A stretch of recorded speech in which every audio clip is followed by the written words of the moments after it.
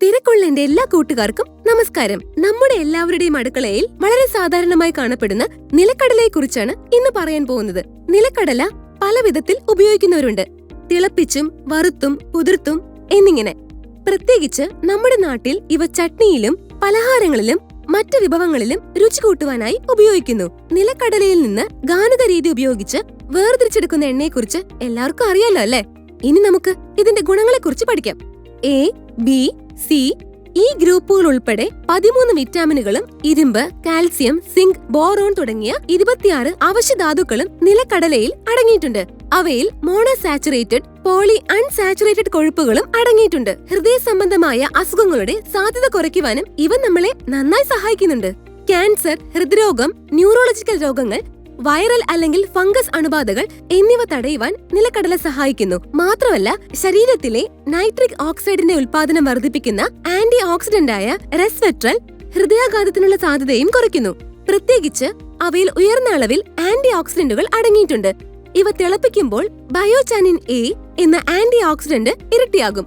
ചർമ്മത്തിലെ ഫ്രീ റാഡിക്കലുകൾ മൂലമുണ്ടാകുന്ന മിക്ക നാശനഷ്ടങ്ങളെയും നിർവീര്യമാക്കുന്ന ജെനിസ്റ്റൈൻ എന്ന സംയുക്തത്തെ 4 ഇരട്ടിയാക്കുവാനും ചർമ്മം ആരോഗ്യകരമാക്കുവാനും ഇത് ഗുണം ചെയ്യുന്നു. ആന്റി ബാക്ടീരിയൽ ഗുണങ്ങളുള്ള മൾട്ടി വിറ്റാമിനുകൾ നിലക്കടലയിൽ അടങ്ങിയിട്ടുണ്ട്. സോറിയാസിസ്, എക്സിമ തുടങ്ങിയ ചർമ്മ പ്രശ്നങ്ങളെ ചെറുക്കുവാൻ ഇവ സഹായിക്കുന്നു. പ്രത്യേകിച്ച് ചർമ്മ സംരക്ഷണത്തിന് സഹായിക്കുന്ന ഒമേഗ 3 ഫാറ്റി ആസിഡുകൾ ഇതിലടങ്ങിയിട്ടുണ്ട്. വിഷാദ രോഗത്തിന്റെ പ്രധാന കാരണം സെറോട്ടോണിന്റെ അളവ് കുറയുന്നതാണ്. നിലക്കടലയിലെ ട്രിപ്റ്റോഫാൻ എന്ന പദാർത്ഥം സെറോട്ടോണിന്റെ അളവ് വർദ്ധിപ്പിക്കുന്നു. അങ്ങനെ വിഷാദത്തെ ചെറുക്കുവാനും സഹായിക്കുന്നു. നിലക്കടലയിൽ നിയാസിൻ ധാരാളമായി അടങ്ങിയിട്ടുണ്ട്.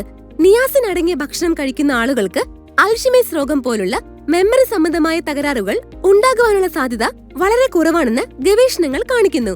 പോളിഫിനോളിക്സ് പോലുള്ള ആന്റി ഓക്സിഡന്റുകളാൽ സമ്പുഷ്ടമാണ് നിലക്കടല. വയറിനുള്ളിലെ ക്യാൻസർ സാധ്യത കുറയ്ക്കുന്ന ടി കൗമാരിക് ആസിഡും ഇതിലടങ്ങിയിട്ടുണ്ട്.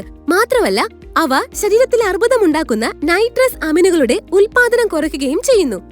നിലക്കടല പതിവായി കഴിക്കുന്നത് നമുക്കാവശ്യമായ മാഗ്നീസ്, കാൽസ്യം, കൊഴുപ്പ്, കാർബോഹൈഡ്രേറ്റ് എന്നിവ നൽകുന്നു. ഫോളിക് ആസിഡിന്റെ കുറവ് നികത്തുവാൻ ഇത് കഴിക്കുന്നത് മൂലം നമുക്ക് സാധിക്കും.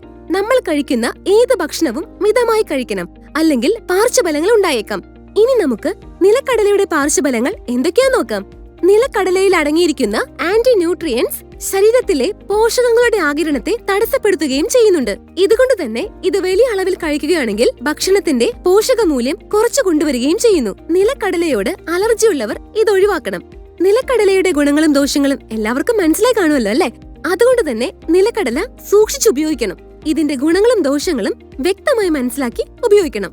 ഉടൻ തന്നെ അടുത്തൊരു വിഷയവുമായി വീണ്ടും വരാം.